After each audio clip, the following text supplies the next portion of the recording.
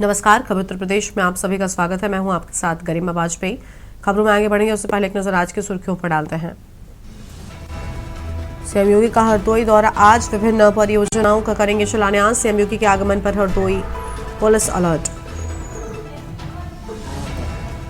अखिलेश यादव करेंगे press conference. आज शाम 4 बजे सपा अध्यक्ष अखिलेश यादव की प्रेस वार्ता, पार्टी कार्यालय पर होगी प्रेस कॉन्फ्रेंस।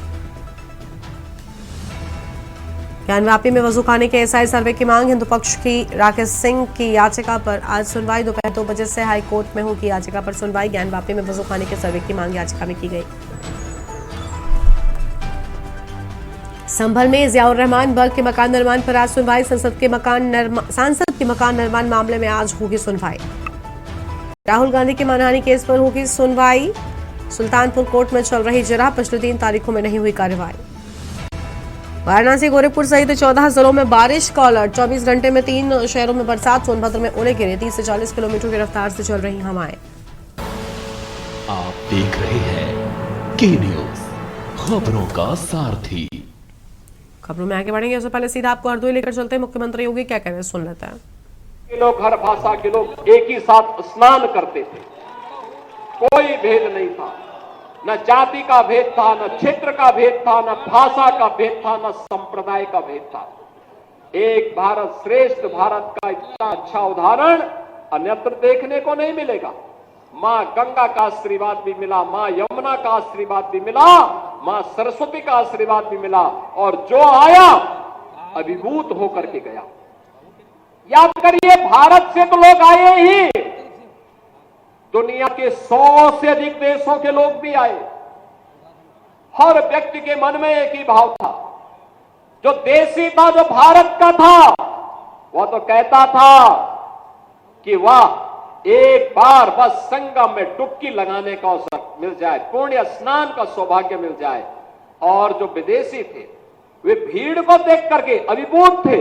इतनी बड़ी भीड़, इतने उत्साह के साथ, एक आयोजन के साथ सहभागी बन रही है।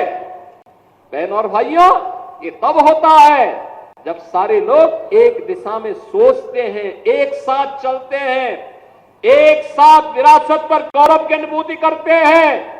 विपक्ष के लोग दुष्प्रचार करते रहे, लेकिन जनता जनार्दन ने ठान लिया था, ये जितने भी भारत विरोधी हैं, सनातन विरोधी हैं, इनको सबक सिखाना है। भले यात्रा की कठिनाई हो, लेकिन हम तब भी जाएंगे। और वे लोग आए, बड़े पैमाने पर देश भर से आए, और इतना बड़ा आयोजन दुनिया के अंदर कहीं नहीं हो पाया जो प्रयागराज की धरती में उत्तर प्रदेश के अंदर हो गया है। बहनों और भाइयों, ये विरासत और विकास का एक अद्भुत संगम है। महाराजा नरपत सिंह का यह पावन स्मारक भी विरासत है, उसको विकास के साथ जोड़ना है।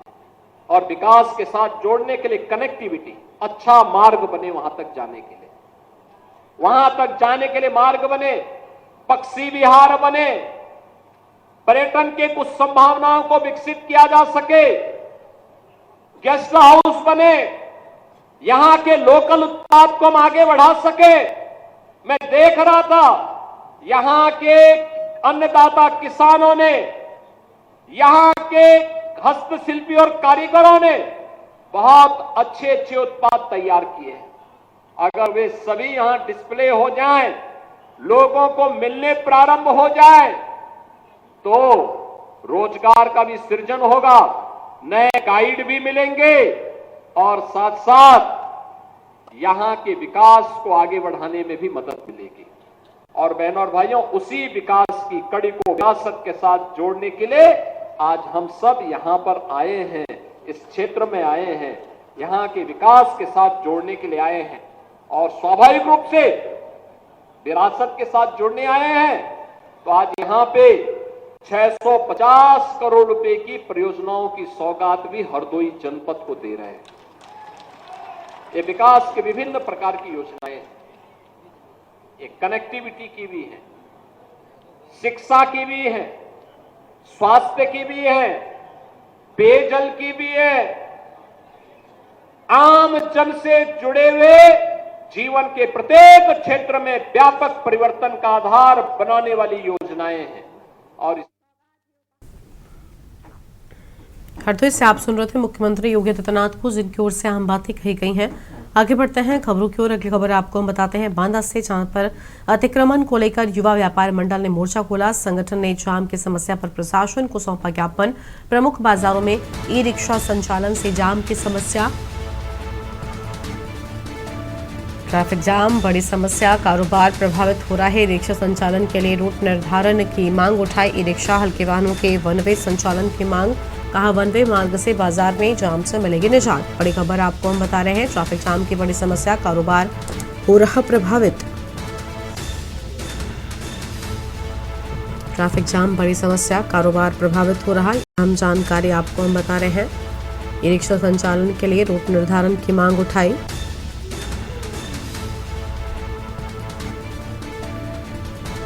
लोग जो है मार्केट की जो समस्या है व्यापारियों की और शहरों की, कि मार्केट में जब भी कोई आता है शाम को, ज़्यादा तो मार्केट का जो है बढ़ोतरी हो जाती है जनता की, तो उसमें अतिक्रमण बहुत बढ़ता जा रहा है। उसका सिर्फ एक कारण है बैटरी ई रिक्शा, जिसको बंद तो नहीं करा जा सकता है, लेकिन उसको वन वे कराने की मांग हम लोग बहुत मैनेज करते जा रहे हैं। जब नहीं अप्रूव हुई है तो आज हम लोग महोदय डीएम साहब जी के पास आकर अपना ज्ञापन दिया हुआ है कि बैटरी रिक्शे को वन वे कराया जाए। सर, ज्ञापन का मेन कारण है कि जो शहर में ई रिक्शा की भारी तादाद बढ़ गई है, जो अनियंत्रित, उसकी वजह से शहर में अव्यवस्था बहुत हो रही है। व्यापारियों में बहुत ज़्यादा रोष है इस बात को लेकर, क्योंकि उससे आम जनता को भी बहुत परेशानी हो रही है। जगह जगह जाम लगा है और रिक्शे वाले अनियंत्रित रूप से कहीं भी घुस जाते हैं, कहीं भी चले जाते हैं।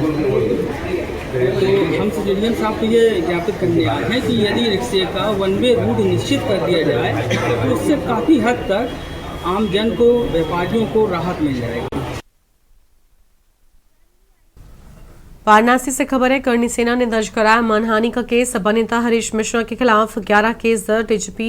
डीसीपी काशी ने दी जानकारी, मामला गंभीर। मानहानि मामले में सिगरा थाने में एफआईआर दर्ज। मारपीट और चक्काजाम में भी दर्ज है केस। अभिनेता हरीश मिश्रा को भेजा गया जेल। 12 अप्रैल की झड़प बनी गिरफ्तारी की वजह, दोनों पक्षों की तरफ से दर्ज हुई थी एफआईआर। पुलिस ने खुद भी किया एक केस दर्ज। करनी सेना ने जताई आपत्ति, मांगी कार्रवाई। डीसीपी गौरव बंसवाल ने कहा जांच जारी है। विपक्षी नेता पर लगातार बढ़ रहा कानूनी शिकंजा। अहम खबर आपको हम बता रहे हैं, सपा नेता हरीश मिश्रा को भेजा गया जेल। 12 अप्रैल की झड़प बनी गिरफ्तारी की वजह।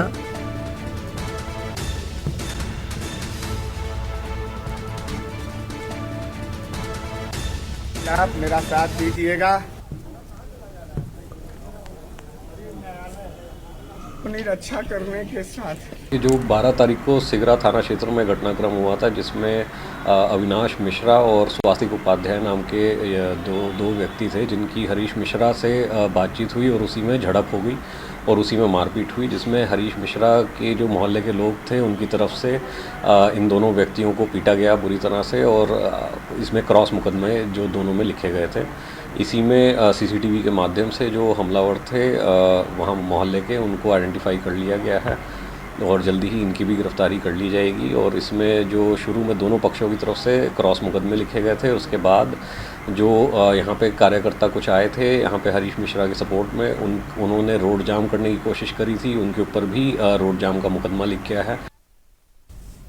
अयोध्या से खबर है, संत तुलसीदास जी का दर्शन कर सकेंगे श्रद्धालु। आज संत तुलसीदास जी की प्रतिमा के अनावरण का किया गया और राम जन्मभूमि परिसर के तीर्थयात्री सुविधा केंद्र में हुआ अनावरण। पहले किया गया पूजा अर्चना व हनुमान चालीसा का पाठ। कार्यक्रम में मंदिर निर्माण के अध्यक्ष नृपेंद्र मिश्रा मौजूद रहे। राम मंदिर ट्रस्ट के अध्यक्ष संपत राय भी शामिल हुए।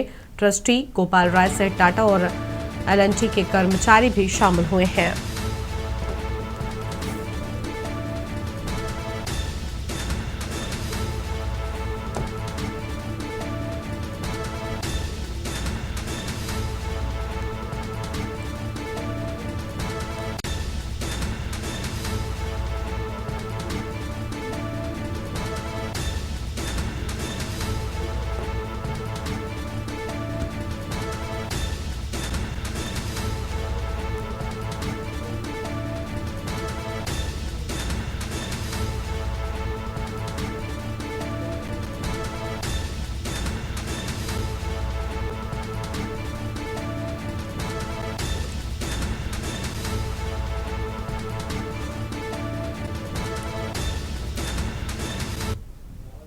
पर कृपा राम के होई, तापर कृपा करे सब कोई।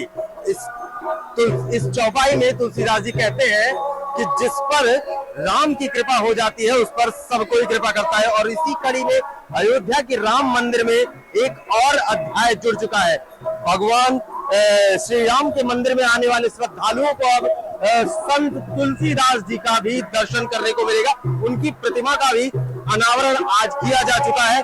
इस अनावरण में अयोध्या के श्री राम जन्मभूमि तीर्थ क्षेत्र के ट्रस्ट के तमाम पदाधिकारी, तमाम सदस्यगण मौजूद रहे और इस अनावरण को किया गया है। यहाँ पर आने वाले श्रद्धालु अब श्री राम प्रभु, अपने आराध्य प्रभु श्री राम का दर्शन करने के साथ साथ अब तुलसीदास के भी दर्शन कर पाएंगे। उसके साथ ही देखिए यहाँ पे अनावरण पाठ चल रहा है, सुंदरकांड का पाठ चल रहा है और तमाम श्रद्धालुओं के लिए मंदिर भी लगभग तैयार हो चुका है। 500 वर्षों का जो इंतजार था वो भी अब निकट ही है पूरा होने, क्योंकि मंदिर में अब पत्थर के कार्य पूरे हो चुके हैं और पत्थर के कार्य पूरे होने के बाद अब तमाम जरूरी चीजों को मंदिर में स्थापित किया जाएगा। 6 माह के भीतर ही मंदिर पूर्णतः तैयार होने की कगार पर है। इसी तरह की तमाम अपडेट के लिए देखते रहिए आपके न्यूज। मैं शिवेंद्र द्विवेदी, अयोध्या से। फर्रुखाबाद से खबर है, जहां कूड़ा निस्तारण केंद्र में पड़ा ताला। लाखों की लागत से बना है कूड़ा निस्तारण केंद्र। ग्रामीणों ने वीडियो सोशल मीडिया पर वायरल किया है। ब्लॉक कमालगंज के ग्राम पंचायत सरफुद्दीन का पूरा मामला सामने आया है। बड़ी जानकारी आपको बता रहे हैं। लाखों की लागत से बना है कूड़ा निस्तारण केंद्र। खबर सामने आ रही है। ग्रामीणों ने वीडियो सोशल मीडिया पर वायरल किया है। ये बड़ी खबर आपको हम बता दें। ब्लॉक कमालगंज के ग्राम पंचायत सरफुद्दीन का पूरा मामला।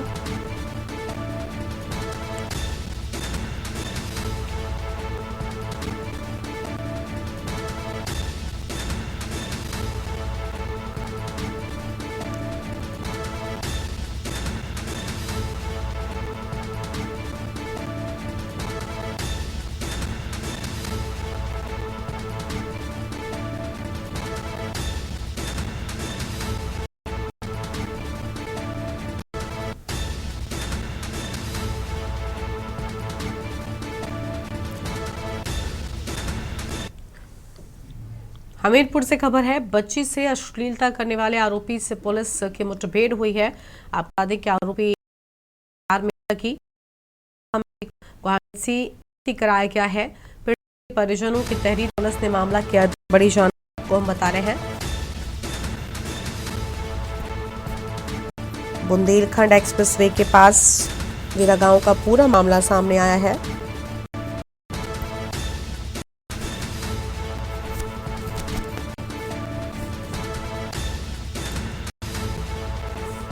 आरोपी को गुहान सीएचसी में भर्ती किया।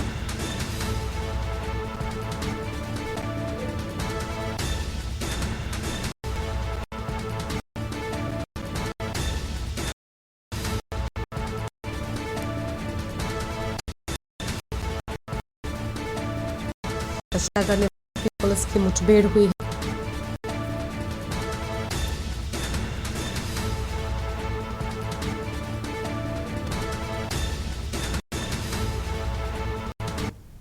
थाना जरिया पुलिस को सूचना प्राप्त हुई कि 8 वर्षीय अबोध बालिका के साथ छेड़खानी करने वाला अभियुक्त अंसार आलम इस समय बीरा हाईवे के पास खड़ा है, जो कहीं भागने की फिराक में है।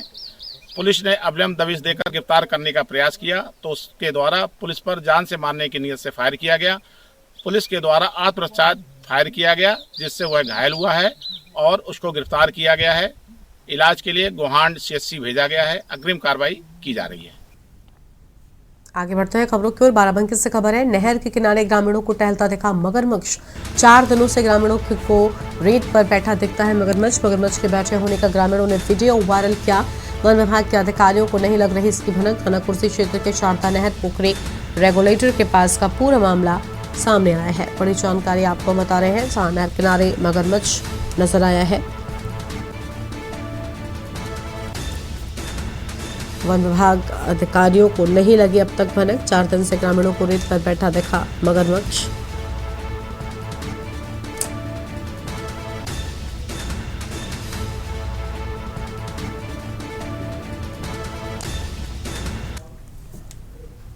और यहाँ पर रुकते हैं एक छोटे से ब्रेक के लिए। आप ब्रेक के बाद आप सभी का स्वागत है। बुलंदशहर से हम खबर आपको बताते हैं, जहां आम के पेड़ पर युवक युवती के लटके मिले शव। प्रेमी युगल बताए जाते हैं मृतक युवक और युवती। पुलिस ने शव को पोस्टमार्टम के लिए भेजा। शवों की पहचान का प्रयास किया जा रहा है। ककोट थाना क्षेत्र के गांव भीखेपुर की बताई जा रही है पूरी घटना।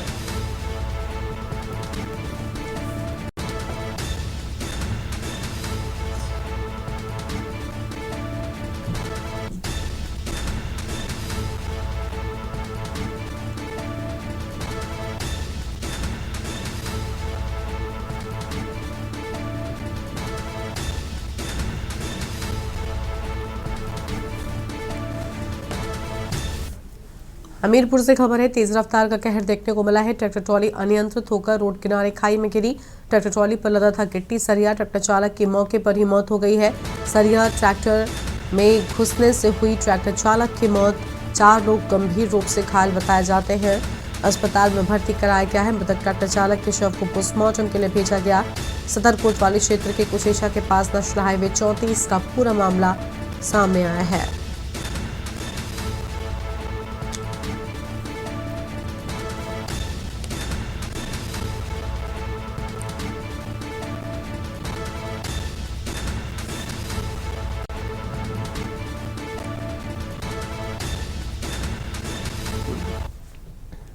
हापुड़ से खबर है, कब्रिस्तान के पास महिला का शव बरामद। धारदार हथियार से की गई हत्या। इलाके में सनसनी। अज्ञात महिला की उम्र 35 से 40 वर्ष के बीच। शव की नहीं हो सकी शिनाख्त। पुलिस कर रही पूरे मामले की जांच। फॉरेंसिक टीम मौके पर पहुंची है। साक्ष्य जुटाए जा रहे हैं। पोस्टमार्टम रिपोर्ट से मौत के कारणों का होगा खुलासा। एसपी विनीत भटनागर ने हत्या की पुष्टि की। शव मिलने से शिवगढ़ी क्षेत्र में फैली दहशत।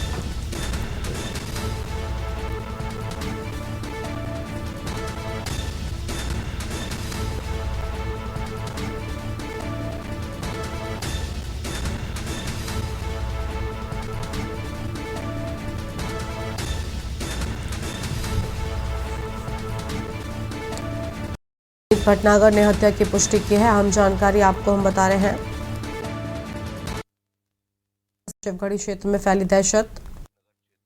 चौकी क्षेत्र में एक महिला का शव मिला है, जिसकी पहचान अभी नहीं हो पाई है। फोरेंसिक यूनिट, हमारी जो वैज्ञानिक प्रकोष्ठ है, उसकी टीम यहाँ पे आई थी। हम लोगों ने काफी सुराग एकत्र किए।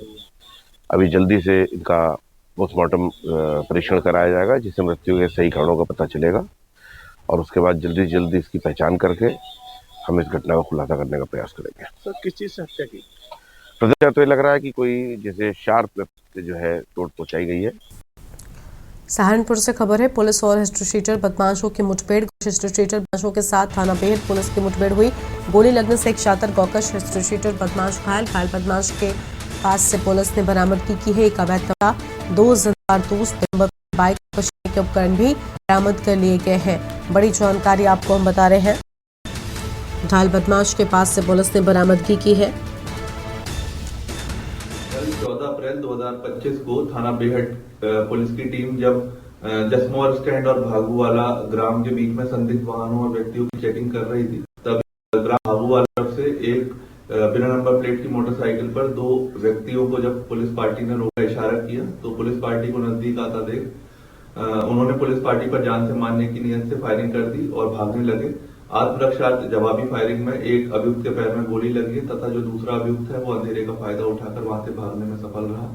जो घायल अभियुक्त है उसकी पहचान बिलाल पुत्र मुन्ना निवासी ग्राम रायपुर थाना मिर्जापुर के रूप में हुई है तथा घायल बदमाश को प्राथमिक उपचार के लिए अस्पताल भिजवाया गया। इसके कब्जे से अवैध असला, जिंदा व खोखा कारतूस, बिना नंबर प्लेट की मोटरसाइकिल एवं गोकशी करने के उपकरण बरामद हुए हैं। ये जो घायल बदमाश है, ये थाना मिर्जापुर का हिस्ट्री शीटर है और इसके ऊपर 18 से 20 मुकदमे गैंगस्टर एक्ट, गोकशी, आर्म्स एक्ट जैसे विभिन्न संज्ञाएं दर्ज हैं। आज भी जब इन्होंने बताया कि गोकशी करने के जा रहे थे और पुलिस पार्टी ने जब इन्हें इंटरसेप्ट किया तो उन्होंने फायरिंग कर दी। इस प्रकरण में थाना पर मुकदमा पंजीकृत कर विधिक कार्रवाई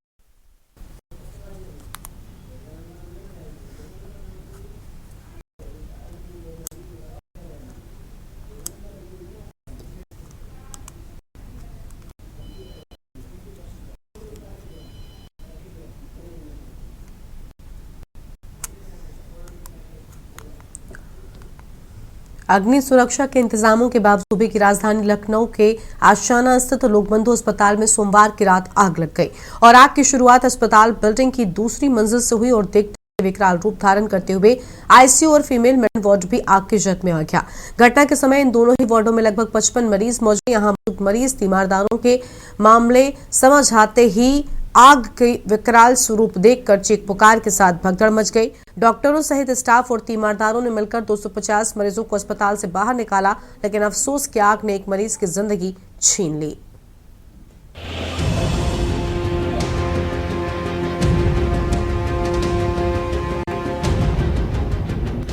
आशंका जताई जा रही है कि लोकबंधु अस्पताल में शॉर्ट सर्किट से ही आग लगी है। प्रत्यक्षदर्शियों के मुताबिक आग की लपटें इतनी तेज थी कि आसपास इलाका चारों तरफ धुएं से भर गया। मरीज और तीमारदारों की चीख पुकार के बीच अस्पताल कर्मियों ने बिजली काट दी। इससे अंधेरा छा जाने से अंदर फंसे मरीजों को बाहर निकालने में दिक्कत जरूर हुई, लेकिन कहीं और शॉर्ट सर्किट से आग के विस्तार की संभावना नहीं है। यह बात दूसरी है कि फायर ब्रिगेड की गाड़ियां न पहुंचने आग अन्य वार्डों को स्वयं में सामने को बढ़ती है। मरीजों और तीमारदारों में शामिल कोई अपने पापा से बचाने की गुहार लगाते दिख रहा था, तो कोई मम्मी पापा को परेशान न होने की सलाह देते हुए जल्दी कुछ करने का भरोसा दिला रहा था। इसी तरह अन्य संबंधी भी हाथ पैर मार रहे थे। कुल मिलाकर इस दौरान चारों तरफ अफरा तफरी दिखाई दे रही है। इसके बावजूद डॉक्टर, नर्स, अस्पताल कर्मी, तीमारदार सभी का उद्देश्य पीड़ितों को राहत दिलाना दिखाई दे रहा था। दमकल कर्मियों ने मौके पर पहुंचते ही पुलिस कर्मियों के साथ मिलकर टॉर्च आदि की रोशनी की मदद से मरीजों को सुरक्षित निकालना शुरू किया।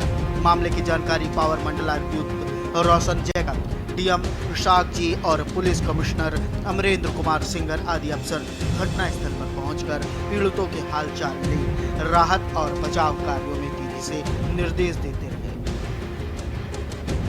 सीएफओ मंगेश कुमार पूरी टीम सहित युद्ध स्तर पर आग बुझाने की लगातार कवायद में जुटे हैं। बताया जा रहा है कि करीब 250 मरीज मौके पर मौजूद थे, जिन्हें आनन फानन में रेस्क्यू कर अलग अलग अस्पतालों में शिफ्ट किया गया। डीएम स्वयं देर तक यहां जमे रहकर मामले पर नजर बनाए रखे। देखिए, लोकबंधु हॉस्पिटल में आग लगने की सूचना प्राप्त होने पर फायर एंड रेस्क्यू डिपार्टमेंट के टीम के द्वारा और सीएफओ के द्वारा भी मौके पर पहुंचकर रेस्क्यू का ऑपरेशन प्रारंभ किया गया।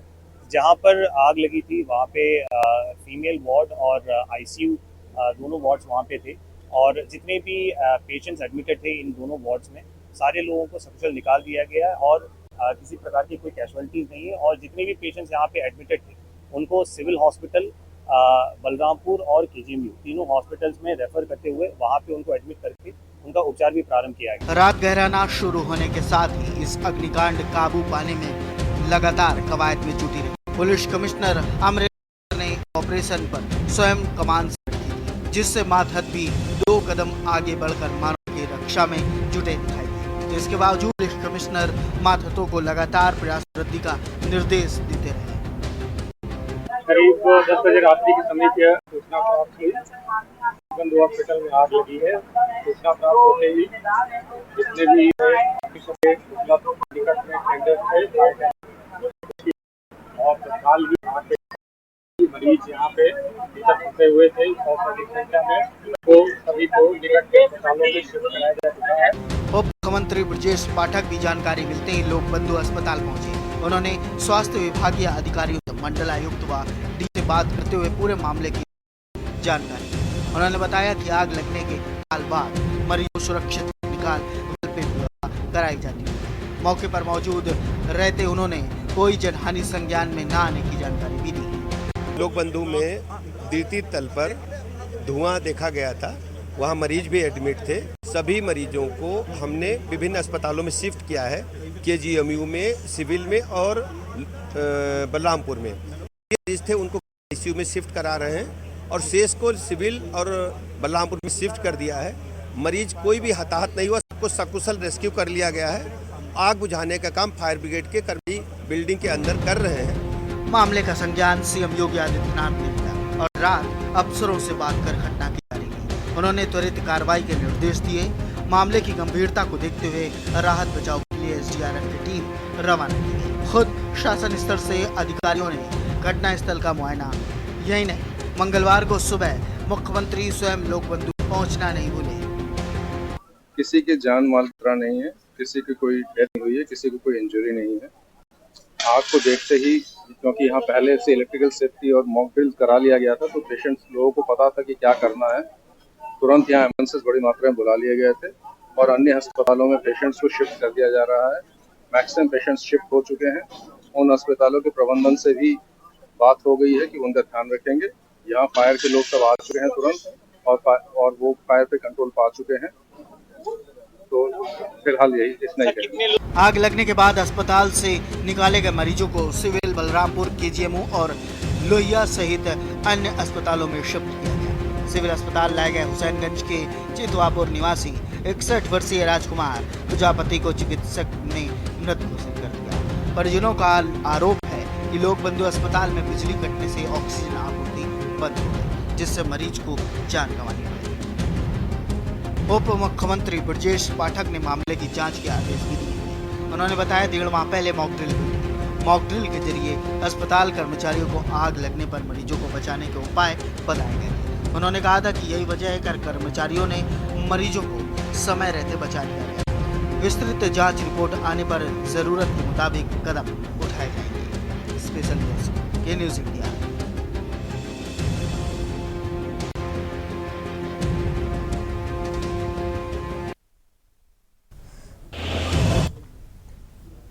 और इसी पर बातचीत के लिए हमारे साथ में हमारे संवाददाता शिवा शर्मा जुड़ चुके हैं। शिवा, पूरी जानकारी क्या है आपके पास में? बताया जा रहा है स्पेशल टीम गठित कर दी गई है ताकि जांच की जा सके कि आखिर ये आग कैसे लगी। देखिए गरिमा, जांच के तो आदेश दे दिए गए हैं और लेकिन अभी ऑफिशियली डिक्लेयर नहीं हुआ है कि उस गठित टीम में कौन कौन अधिकारी होंगे, कौन कौन डॉक्टर्स होंगे। लेकिन ये जरूर तय है कि जिस तरीके से कल रात में लोकबंधु अस्पताल में आग लगी थी, उसके बाद अस्पताल को अब सुबह से बहुत अच्छे से संभाला गया है। ओपीडी की जो प्रक्रिया है, मरीजों को देखने की जो प्रक्रिया है, वो पूरी तरीके से सुचारू रूप से चल रही है। अस्पताल की पैथोलॉजी भी चल रही है। ब्लड बैंक पूरा सेव है। आग लगने से ब्लड बैंक में कोई घटना नहीं हुई, कोई रिकॉर्ड रूम नहीं जला है। तो अब जो 38 बेड का, जो पहले 300 बेड की जो क्षमता वाला अस्पताल था, वो अभी फिलहाल रात के बाद से सुबह 38 इमरजेंसी बेड खोल दिए गए। यानी कि कोई ऐसा मरीज जो गंभीर अवस्था में इमरजेंसी में आता है, अगर उसको भर्ती होना है तो वो वहां से उसके जरिए भर्ती हो जाएगा। तो अभी हालात बहुत ज्यादा सामान्य है अस्पताल के अंदर। पूरी तरीके से अस्पताल चल रहा है, लेकिन पूरी तरीके से हालात को सामान्य होने के लिए कम से कम 4 से 5 दिन का समय लगेगा। आज जो सेकंड फ्लोर का जो एरिया है, जहां पर आग पूरी तरीके से लगी थी, वहां पर जांच टीम आएगी, चाहे वो फॉरेंसिक की टीम हो, दमकल विभाग की टीम हो या मेडिकल की टीम हो। तीनों ही टीम अपने स्तर से जांच करेगी और चूंकि इसी के लिए गठन होना है कि आग किन कारणों से लगी, कैसे लगी और वजह क्या रही, तो इन सारी चीजों का जो टीम है वो परीक्षण करेगी और जांच करेगी और जांच रिपोर्ट अपनी शासन को सौंपेगी। क्योंकि अब इस पूरी घटना में एक लोगों की मौत भी हो गई है। हालांकि मौत किन वजहों से हुई है ये पोस्टमार्टम रिपोर्ट में साफ होगा। और अभी फिलहाल ये कहा जा सकता है कि अस्पताल की जो परिस्थितियां हैं अभी कुछ हद तक सामान्य हो चुकी है। शुक्रिया शिवा आपका हमारे साथ जुड़ने के लिए और अहम जानकारी के लिए। तो ये बड़ी खबर आपको बताया जहाँ पर लोकबंधु अस्पताल में आग लगने की बात सामने आई थी। और खबर उत्तर प्रदेश में इतना ही। तमाम बड़ी खबरों के लिए आप देखते रहिए के न्यूज़ इंडिया। नमस्कार। आप देख रहे हैं के न्यूज़।